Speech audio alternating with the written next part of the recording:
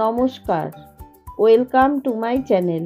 Soma's aroma বিঞ্জের পক্ষ থেকে আমি সোমা বলছি। আজকে আমি আপনাদের সাথে শেয়ার করছি ইনস্ট্যান্ট মেদু বড়ার রেসিপি। ডাল ভেজানোর ঝামেলা ছাড়াই এটা হবে ভীষণই ক্রিস্পি আর স্বাদে হবে দারুণ টেস্টি। মেদু বড়া আমি বানাবো সুজি দিয়ে।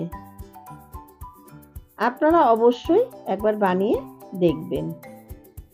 এটা বাচ্চাদের টিফিন বক্সে অথবা ইভিনিং স্ন্যাক্স হিসাবে বানিয়ে দিতে পারেন। দারুণ টেস্টি, হেলদিও বটে। তাহলে আসুন ভিডিওটা শুরু করা যাক।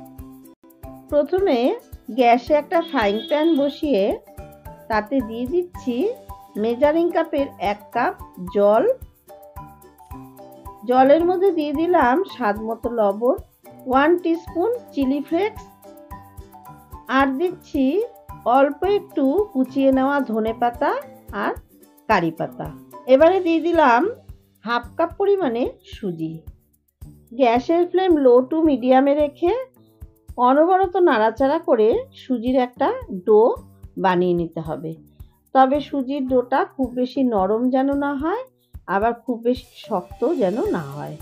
খুব বেশি নরম হলে বড়াগুলো যখন বানাবো তখন হাতে লেগে যাবে, আবার খুব বেশি শক্ত হলে বড়াগুলো ভাজার পরে ভীষণই শক্ত লাগবে।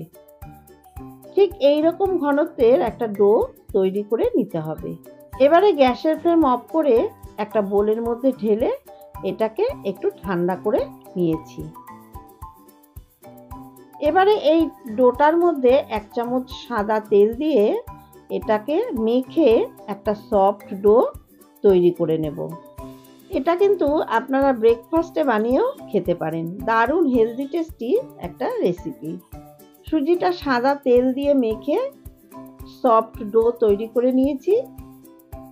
এবারে 2 হাতে একটু সাদা তেল মাখিয়ে নিয়ে সুজির ডোটা থেকে অল্প করে নিয়ে 2 হাতের তালুতে গোল বলের আকার দিয়ে তারপরে আস্তে একটু চাপ দিয়ে মাঝখানে আঙুল দিয়ে একটা গর্ত করে নিলাম।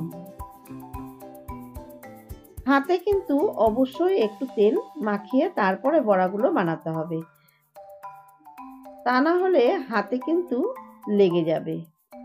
একে একে সবগুলো বড়া আমি এইভাবে বানিয়ে নিচ্ছি।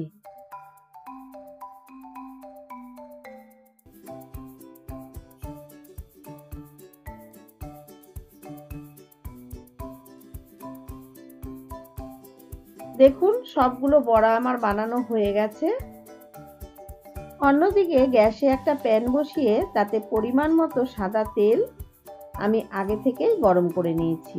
এবারে তেলের মধ্যে বড়াগুলো একে একে ছেড়ে দিচ্ছি। আমি বড়াগুলো খুব বেশি বড় বানাইনি, আপনারা ইচ্ছা করলে বড় বড় করেও বানাতে পারেন। গ্যাসের ফ্লেমটা মিডিয়াম টু হাইতে রেখে বড়াগুলো গোল্ডেন কালার করে ভেজে নেব। 3 থেকে 4 মিনিট উল্টে পাল্টে গোল্ডেন কালার করে বড়াগুলো ভেজে নিয়েছি। এবারে ভেজে নেওয়া বড়াগুলো কড়াই থেকে তুলে একটা প্লেটে রেখে দিচ্ছি।